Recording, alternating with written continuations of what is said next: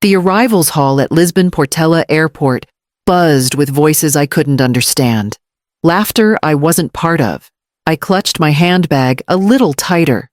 The paper ticket still warm in my hand, folded with care like it was a gift. Nathan had insisted on everything being digital, but I'd asked the agent to print the boarding pass anyway, just in case I'd told her smiling. She probably thought I was old-fashioned. Maybe I was. I looked around for the sign with my name. Nothing. No driver. No message. I checked my phone. 2%. One blinking bar. And then gone. The screen went dark. I stood still for a long moment, blinking at the crowds moving past me in every direction. Then I sat on the nearest bench slowly. My suitcase was nowhere to be seen.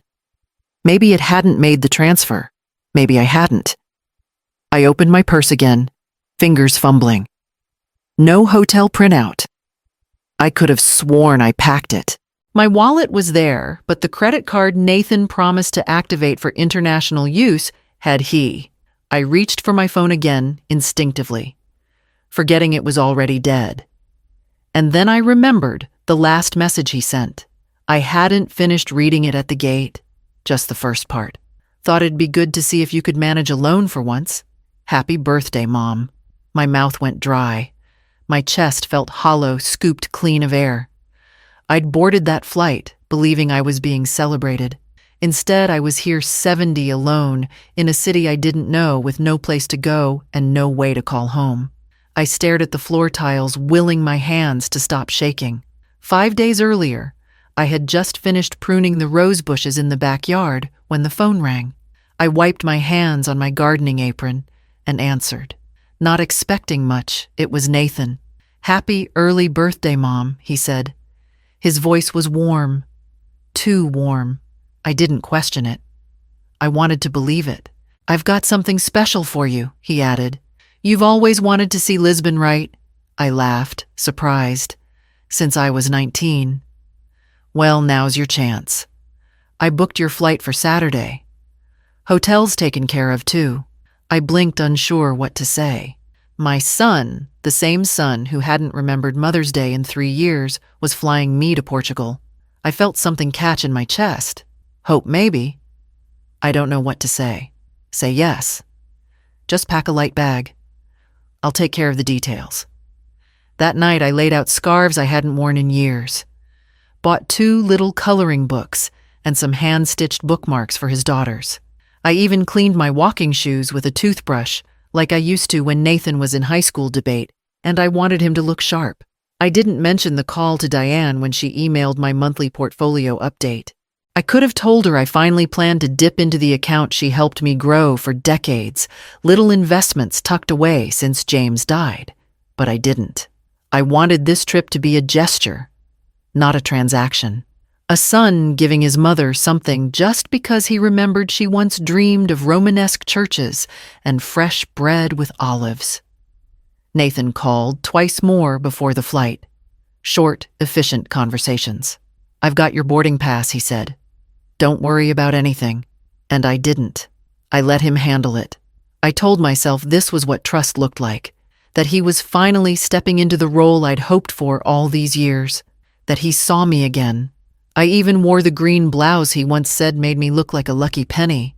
I walked for what felt like hours, dragging my suitcase behind me like an anchor. The streets blurred cobblestones, shuttered windows, people laughing over lunch I couldn't afford. At one point, I ducked into a narrow alley to cry, then scolded myself for wasting the little energy I had left. A bench beneath a patch of trees in a small park became my refuge. The sun had started to dip, casting long shadows across the cracked pavement. My stomach growled. I'd eaten a banana on the plane and nothing since. I searched my coat pockets, hoping for a cough drop, maybe a forgotten tissue. What I found instead was a folded $100 bill tucked inside the lining. I'd slid it there months ago for emergencies. I guess I hadn't considered abandonment an emergency until now. I stared at the money in my hand, then gripped it tightly. All I could think about was everything I had given him.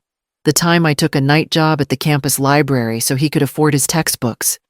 The years I didn't replace the old sofa so he could have a better car. The savings I emptied to bail him out when that second startup collapsed. I had been the net beneath every fall. And now he had left me to disappear. I looked up at the fading sky and exhaled through clenched teeth. Enough. This wasn't about survival anymore.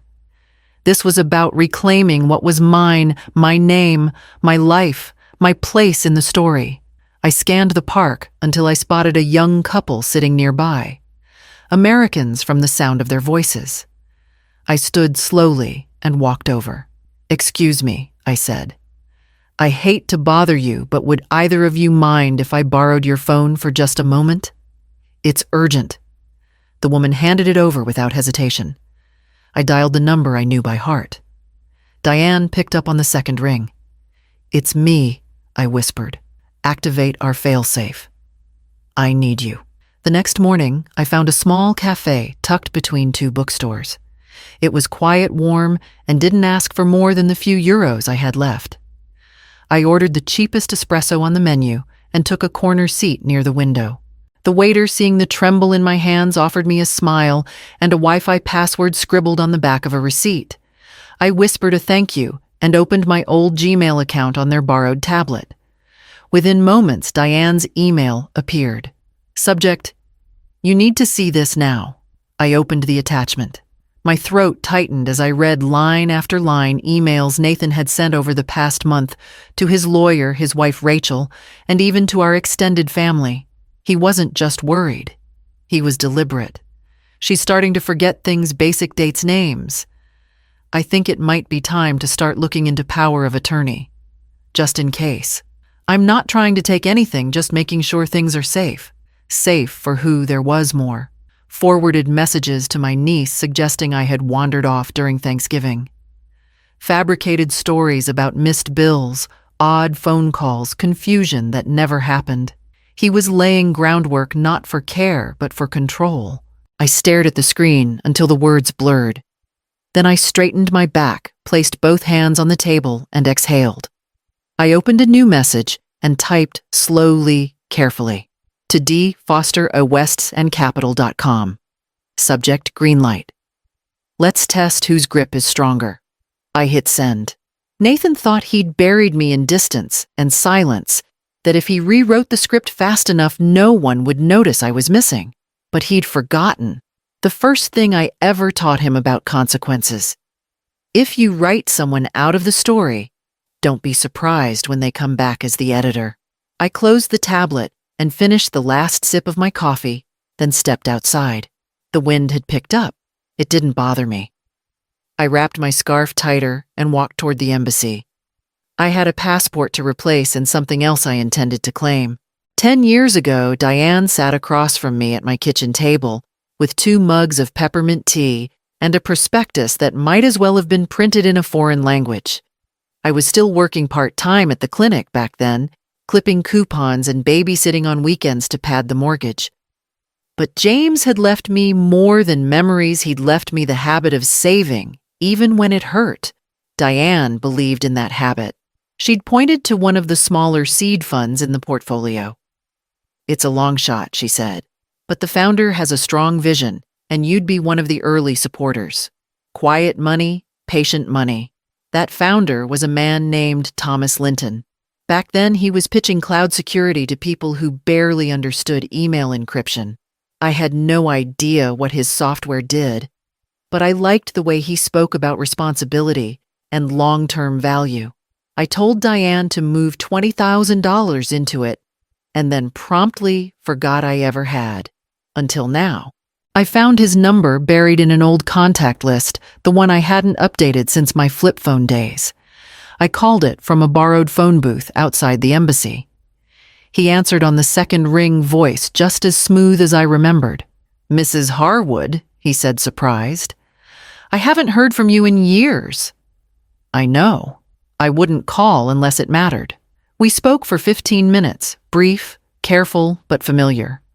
He still remembered the lunch I packed for him the day he presented to his first investor group too nervous to eat.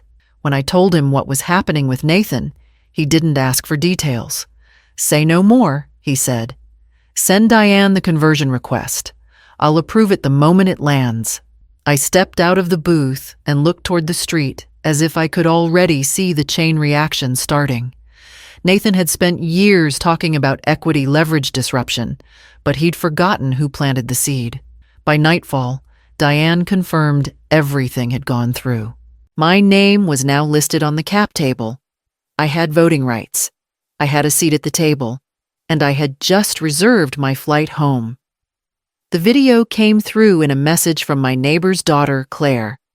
16 years old, too clever for her own good, and always watching. The caption read, "Is this supposed to be happening?" I tapped play from the cafe, barely lifting my espresso to my lips. The footage was grainy, but clear enough. There was Nathan, my son, standing in the center of my foyer, his shirt untucked, sleeves rolled up like he was helping himself to a garage sale. A woman in stilettos and a blazer too sharp for morning light followed behind him, along with a man holding a clipboard. He twirled a keyring in his hand, the spare set I kept in the blue ceramic bowl by the door. "Let's sign everything before she forgets how to spell her name," he said, grinning. The woman giggled. I didn't flinch. They walked through my house like they owned it, like it had already been signed over.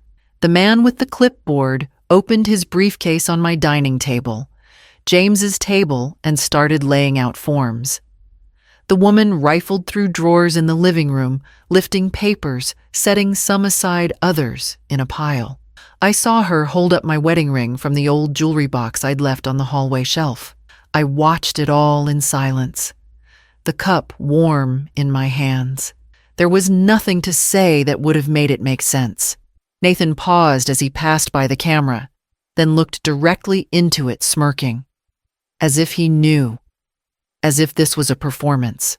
I ended the video, opened my phone, and dialed Harold Daniels, my lawyer since James passed. When he picked up, I didn't greet him. I just said, "File it. Restraining order. Today." "Do I want to know what happened?" he asked, voice steady. "No," I replied, "but you'll want to see what's coming." I hung up, forwarded the video, and closed the phone. Nathan hadn't just locked me out of my home. He'd tried to erase my name from it, but erasing me required me to be gone. And I wasn't gone. I was boarding my flight. I touched down just after midnight. San Diego air felt cool against my skin, familiar in a way that had nothing to do with geography. Diane was waiting at the gate, holding a to-go cup and a folder thick enough to carry weight. She didn't speak at first, just handed me the coffee and walked beside me as we moved through the terminal. Harold Daniels was outside, leaning on the hood of his car like he had done 100 times when James was still alive. He gave me a nod as I approached, no theatrics, just a quiet acknowledgement that we were here now and we were moving forward. At Diane's office, we laid everything out across the long glass table. Legal filings, corporate documents, board member rosters. My name, now listed with voting authority, sat like a stamp at the bottom of a clean page. The restraining order request was already signed and submitted. Harold had also frozen all asset transfers tied to my trust. Diane had sent notice to the board of Nathan's company, formally updating them on a change in shareholder status. My name wasn't just a line item anymore. It was capital. "He thought I wouldn't come back," I said, sipping from the cooling cup. That was his only mistake. 12 hours later, Nathan's attorney received the cease and desist letter. It was simple, professional, and brutally clear. Any continued action on Nathan's part to misrepresent my legal or mental capacity would trigger full litigation under fiduciary fraud. Harold had worded it like a scalpel. "He'll call," Diane said. "I won't answer." She smiled, not kindly, but with a kind of mutual understanding. We had spent decades pretending kindness alone would protect us. Now we knew better. By the next morning, Harold had received confirmation that the board acknowledged my status and added a special review meeting to the agenda. They didn't ask questions, not yet, but they would. I watched the sun rise from Diane's office window and felt something settle in my bones. It wasn't peace, not yet, but it was weight shifting. For the first time in a long while, the shape of my life felt like it belonged to me. The meeting was set for Friday. I planned to be in the room. 5 days after Nathan left me in a foreign airport with nothing but a dead phone and a suitcase of borrowed hope, I walked into the lobby of his office building in Austin. The receptionist didn't recognize me. That suited me just fine. I gave her my name, watched her eyes flicker toward the schedule, then widen slightly as she picked up the phone. "They're in the conference room," she said, voice unsure. "Should I?" "No," I said. "I'll show myself in." The hallway was quiet, save for the hum of fluorescent lighting and the soft murmur of Nathan's voice rising behind the glass doors. When I opened them, the room fell silent. Nathan stood at the far end mid-sentence, a slide glowing behind him. Q3 growth and forecasted capital restructuring. The irony nearly made me smile. "I hope your projections accounted for shareholder updates," I said. Nathan's mouth opened, then closed. Mr. Linton was seated near the head of the table. He stood immediately crossing the room with outstretched hands. "Celia," he said warmly. "You made it." "I always do," I replied. I took the empty seat beside him, laying my folder gently on the table. I didn't need to open it. They'd all read what was inside already: my converted voting shares, my formal request for internal audit, my name stitched into the company's foundation like a thread no one noticed until it held weight.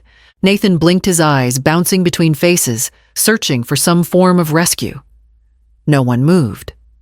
The board chair cleared his throat. "I think we'll take a 10-minute break."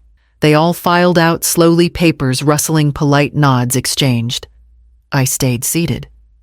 So did Nathan. "You're not supposed to be here," he finally said, his voice low. "But I am," I answered. "Legally, financially, permanently." He shifted on his feet. The same boy who used to run from hard conversations now found himself trapped in one he had written the script for, only to realize I'd taken the pen. "You think this proves something?" he said. "It proves I never needed your permission to exist," I said calmly. "Just a reason to stop waiting." He looked away, jaw clenched. I didn't need him to speak. Everything worth saying had already been printed, notarized, and distributed to every name on that board. The door opened again, and the board returned. I didn't stand. I didn't adjust a thing. I simply folded my hands and prepared to vote. After the meeting adjourned, the board filed out again. Quiet, efficient, avoidant. No one asked to stay behind. No one patted Nathan on the back. Mr. Linton nodded to me once before stepping into the hallway. The door clicked shut, leaving us alone. Nathan stood across the room, jaw tight, arms folded, like a sulking child. "You really think this is the way to handle things?" he asked. I didn't respond. "You could have called me." He went on softer now. "We could have talked. You didn't have to ambush me like this." I looked at him. Really looked. Still my son, still the same eyes I once wiped tears from after scraped knees and bad dreams. But there was something harder behind them now. Something I had ignored for too long. "You had every chance to talk to me," I said. "You just preferred when I wasn't speaking." He stepped forward, arms dropping. "You'd ruin your own son. You did that yourself," I said. Steady. "I'm just not cleaning it up anymore." His face twitched. The charm faded. The next act arrived. "You're making this worse than it is," he snapped. "You don't understand how business works. It's leverage, Mom." That's all it was. "No," I said. "It was betrayal. And I understand that far too well." He turned away, pacing now, pushing his hand through his hair. "You're overreacting." I picked up my folder from the table, closed it slowly, and tucked it beneath my arm. "You called me a burden. You filed paperwork to take my name away from my home, my life. Then you laughed about it. I'm not overreacting. I'm just finally reacting. He looked at me. Then something flickering, rage, regret I couldn't tell. But I didn't wait for the apology I knew wouldn't come. I'm not here to argue, I said, moving toward the door. I'm here to remind you I exist. And I don't need to be small to do that. I opened the door, walked out into the hallway, and didn't look back. Mr. Linton was waiting at the elevator. They've scheduled a follow-up session, he said.